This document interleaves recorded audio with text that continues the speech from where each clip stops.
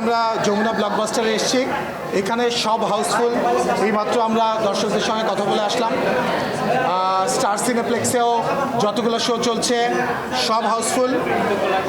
এমনকি সকাল 11টার শো থেকে শুরু করে লাস্ট শো পর্যন্ত একটা টিকিটও আপনারা পাবেন না।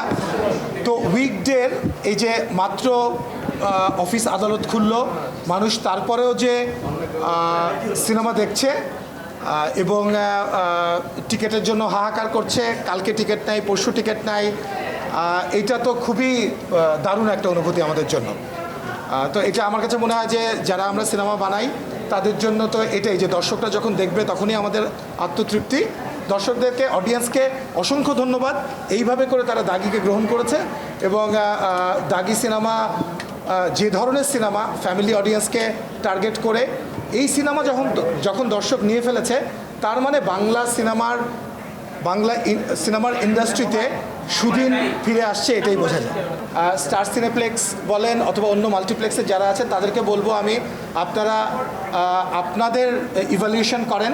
যেই সিনেমা সবচেয়ে বেশি ভালো করছে, দর্শকদের চাহিদা সবচেয়ে বেশি ভালো, সেটা আপনারা আরও বাড়ান। সেটা আমার সিনেমা হোক, অন্য সিনেমা হোক। দাগি দেখতে এসে দাগির টিকিট না পেয়ে অন্যান্য সিনেমা দেখছে, তাতেও আমাদের কোনো আপত্তি নাই। দর্শক যে সিনেমা দেখছে এতেই আমরা খুশি।